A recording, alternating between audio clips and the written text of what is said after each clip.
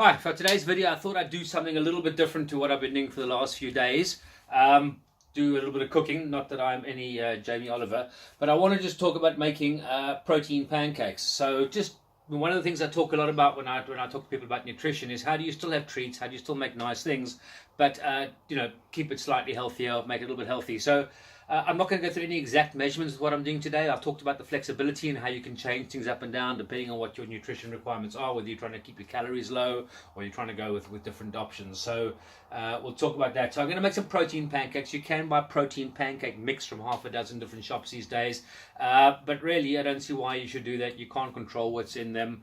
And you can't switch between savory and sweet and these things. So that's what I'm going to do. So just to save a bit of time, I'm going to make quite a few pancakes here. Into a bowl at the moment, I've already cracked 4 eggs. So there's 4 eggs in there.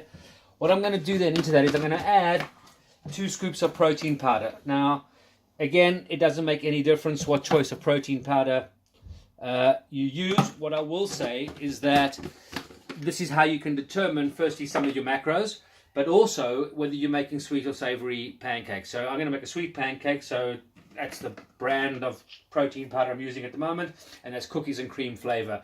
So obviously any flavored protein is going to give it a sweetness, which you're going to use for a sweet pancake. If you want to make savory pancakes, my suggestion is that you get some unflavored whey, normally an isolate or concentrate, but unflavored whey, and put that in, and the protein powder is not adding any sweet flavor.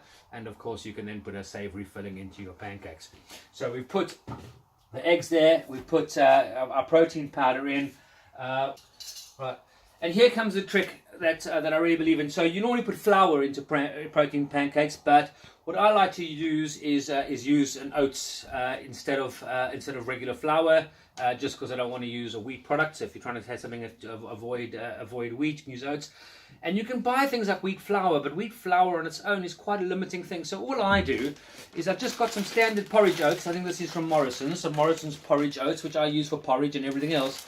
And I happen to have a coffee grinder, which I'm going to use just to turn the oats into oats flour.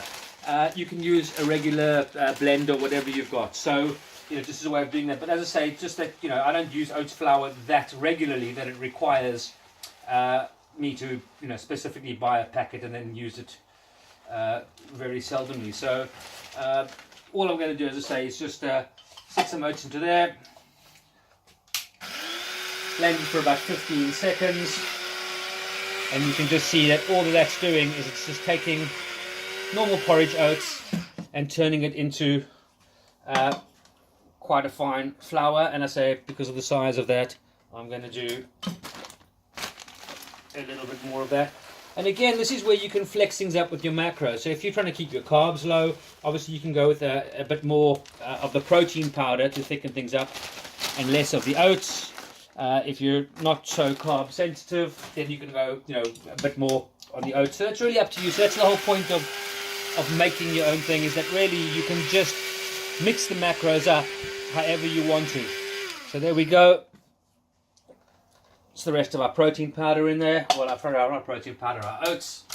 And then I'm going to put in a little bit of milk. So again, what you choose to put in is up to you from a milk point of view. If you're trying to keep your calories down, you can go for a low fat or skim milk. This is a regular milk. I'm not worried about the fats in terms of what I'm doing. I'm not counting calories at the moment. And then what we're going to do is we're going to blend that all up. Again, you can use a blender, you can use an electric beater. I'm just using a Stockton whisk. And this is kind of where your feel of it comes in, because what you want to do is you want to get a standard pancake texture. So, if it's feeling a little bit thin, add a bit more oats to it, or add a bit more protein powder to thicken it up.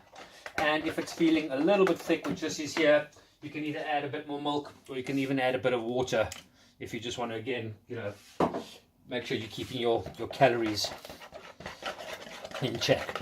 And you blend it up, as thin or as thick as you like, from a pancake point of view. That's still feeling a little bit thick to me, so I'm going to add a bit of water to that, just from the tap.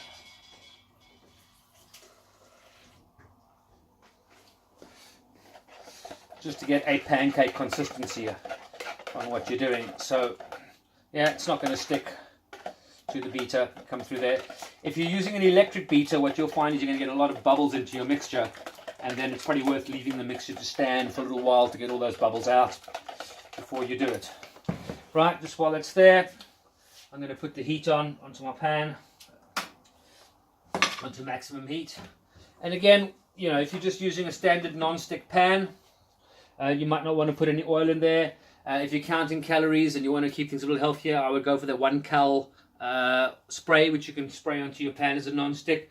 I'm using a standard oil. I'd prefer to cook with olive oil, but olive oil adds a taste to pancakes, or to a sweet pancake, which is not really very pleasant. So I've got a standard vegetable oil, and I'm just going to put a little drop of it in there, just because my pan isn't super great in terms of being non-stick. Just mix it around, pour a bit out. So really, just a small amount of oil. As I say, from a health perspective or from a calorie perspective, ideally what you want to do is just use the 1 cal low spray, or just have a proper non-stick pan that doesn't stick everything. Right, so you've got your batter all made, got your pan nice and hot. Just say a little bit of oil in there just to stop it from sticking, unless you've got a really good non-stick pan. And all you're going to do is just take your batter, as you can see, nice pouring consistency. Again, how thick or how thin you want to make your pancake is up to you. How far you want to make your batter stretch. Let's get it through. This is going to be quite a thick pancake we've got going over here. Alright, so as your pancake cooks, you can see when it's getting ready to be turned over by the fact that there's nothing liquid on the top. And a good test of whether it's ready to go is obviously if the pancake will slide around in the pan, then you know it's not sticking. So we'll give it a go at doing the traditional flip rather than using the spatula. So let's see how that goes. There we go. Not absolutely perfect, but good enough. Turn it over. Doesn't need to cook for very long in the pan on the other side. Generally, again, you can see quite quickly that it's ready to go. Give it a few more moments. Then take your pancake, put it onto your plate, and get ready to make your next one. You can fill that pancake with anything you like. Again, depending on your macros, how you're trying to eat. So a bit of ice cream in there and some banana with my personal taste. Some molasses or some nice maple syrup if you're not averse to some simple carbs. Cinnamon, lemon juice, whatever takes your fancy. And there you have good, healthy protein pancakes. Great post-gym meal that I quite like. Nice little treat, but still good and healthy. Hope somebody finds it useful. It's Neil Friedman here from NNC Wellness. Thanks very much.